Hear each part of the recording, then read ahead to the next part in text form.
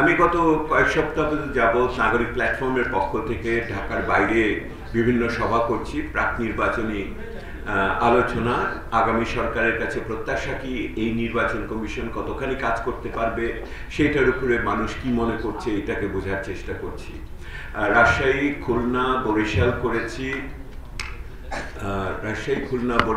সিলেট করেছি।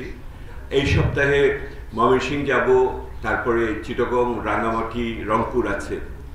আমি আপনাদের সেখান থেকে প্রথমে বর্তমান পরিস্থিতির কিছু দুই একটি কথা আপনি সংক্ষেপে বলবো, তারপরে ওইটা থেকেই তিনটে বিষয় আসবে এবং কিছু বিষয় আপনাদের বক্তব্যের উপরে আমি দাঁড় করানোর চেষ্টা করব। এক নম্বর যেটা এসছে সেটা হলো আগামী বর্তমান সরকার এবং আগামী সরকারের প্রত্যাশার আলোচনায় আমরা ওখানে ডাইরেক্ট ভোটিং করি, ক্লাউড সিস্টেমে ডিজিটাল ভোটিং করি, সবাই দেখে এবং সকলেই টেলিফোন থেকে করে। সেটাও তাদের জন্য একটা নতুন অভিজ্ঞতা, সোজাসুজি দেখা কিভাবে তাদের কথাগুলো আপনার স্ক্রিনের ভিতরে উঠছে। তো সেখানে ক্রমান্বয়ে প্রথম দিকে সুশাসন এবং দুর্নীতিটা খুব বড় বিষয় ছিল। সুশাসনকে বিভিন্নভাবে দেখেছেন ওনারা, আপনার বিচার ব্যবস্থার স্বাধীনতা, প্রশাসনের ব্যবস্থা ইত্যাদি ইত্যাদি অনেক কিছু ওখানে আলোচনা, পরিবার ইত্যাদি সব। কিন্তু ক্রমান্বয়ে সুশাসন থেকে দুর্নীতির বিষয়ে গেছে। কিন্তু আপনাদের আমি বলি, এখন এক নম্বরে আমার এই চারটি আলোচনার থেকে এবং 18টা বিশ্ববিদ্যালয়ে আমরা তরুণ সমাজের সাথে আলাপ করছি, সেখানে এক নম্বরে এখন আছে ম্যাডাম অ্যাডভাইজার, নিরাপত্তা এক নম্বরে আছে। এবং নিরাপত্তার বিষয়কে বহুমাত্রিকতা দিয়ে দেখা হয়েছে। আমি চারটে এর উদাহরণ মাত্রা আমি বলছি। এক নম্বর হলো আর্থিক নিরাপত্তা। সাধারণভাবে যে কথাটা ওনারা বলছেন, দেশের ভিতরে আগের চেয়ে আপনার সেই অর্থে আপনার অর্থনৈতিক সামাজিক অসাম্য বেড়েছে। এবং আপনারা দেখেছেন সম্প্রতি যে বিশ্ব ব্যাংকের রিপোর্ট বের হয়েছে, 30 লক্ষ মানুষ নতুন করে দরিদ্র হয়েছে এবং তার বহুলাংশেই হলো নারী।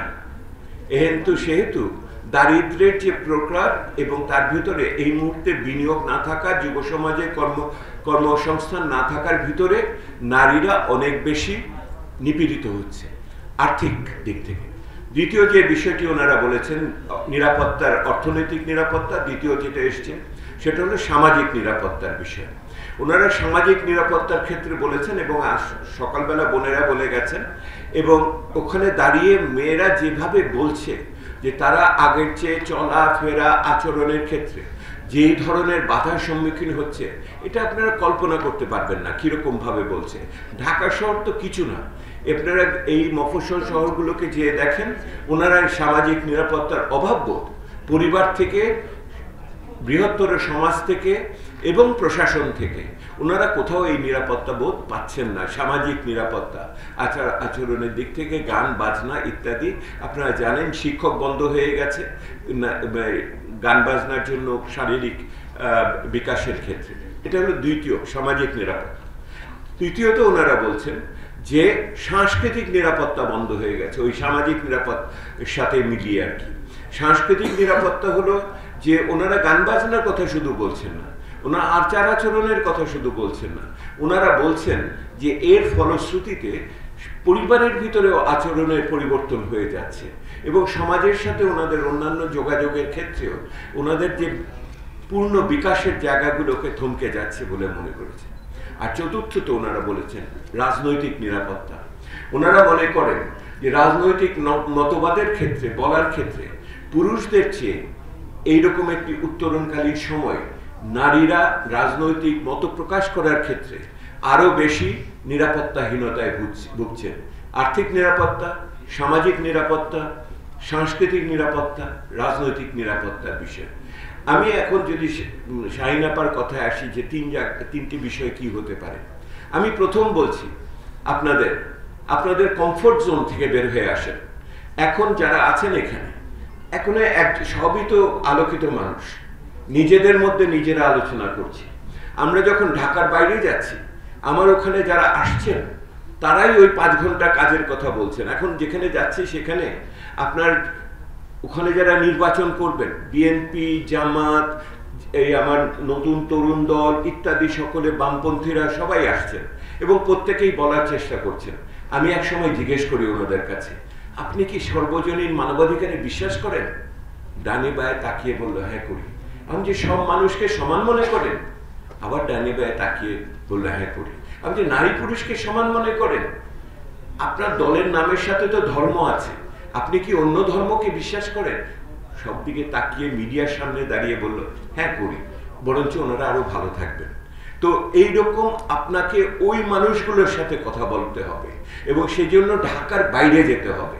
আপনারা কল্পনা করতে পারবেন না ওই মহিলারা কিভাবে একটি নিরাপদ জায়গা খোঁজে যেখানে এসে কথাগুলো বলতে পারে।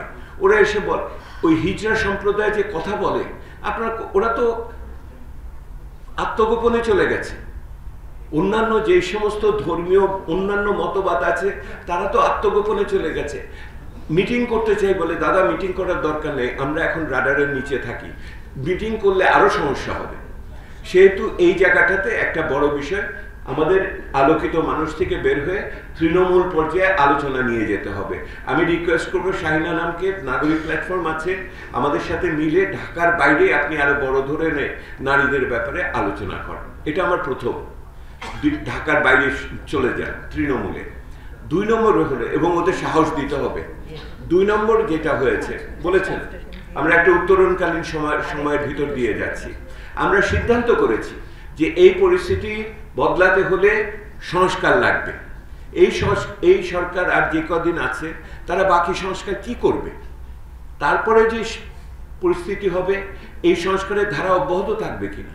আমরা নাগরিক প্ল্যাটফর্মের থেকে আপনাদের বলার জন্য বলছি, আমরা নাম দিয়েছি রিফর্ম ট্র্যাকার, অর্থাৎ একটা ডিজিটাল প্ল্যাটফর্ম তৈরি করছি যেখানে আপনারা এই নারী কমিশন থেকে আরম্ভ করে, শ্রমিক কমিশন থেকে আরম্ভ করে যা যা বলেছেন, আপনারা শুধু টিপি দিলে জানতে পারবেন কোনটা কোন অবস্থায় আছে, কোনটার জন্য আইন হয়েছে, কোনটার জন্য বিধি প্রবিধি হয়েছে, কোনটা মন্ত্রণালয় থেকে তৃণমূলে গেছে, স্থানীয় সরকারের কাছে গেছে, এটার জন্য অর্থায়ন করা হয়েছে কিনা এবং আগামী দিনে কি হবে। রিফর্ম ট্র্যাকার, অ্যাকাউন্টেবিলিটি, জবাবদিহিতার জন্য স্বচ্ছতা, এবং এটার জন্য আমাদের তথ্য এবং উপাত্ত দিয়ে নিজেদের ক্ষমতায়িত করতে হবে। এটা হলো 2 নম্বর।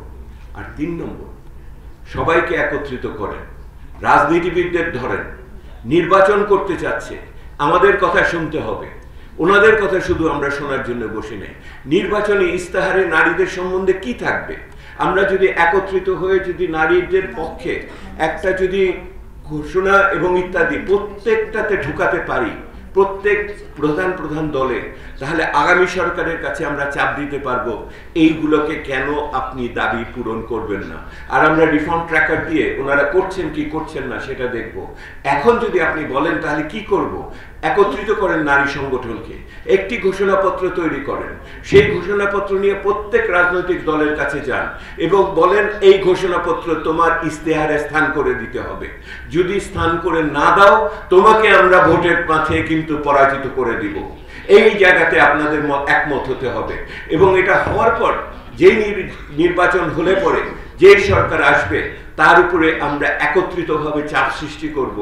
ওই ইস্তেহারে প্রদত্ত প্রতিশ্রুতিকে বাস্তবায়ন করতে হবে। এটাই সময়। বাংলাদেশ একটা উত্তরণকালীন সময়ের ভিতর দিয়ে যাচ্ছে, এই সুযোগ হেলায় হারাবো না। আমরা একত্রিত হয়ে এই মতামতগুলো তুলে ধরবো। আমি মনে করি সুযোগ এসেছে, ব্যবহার করেন।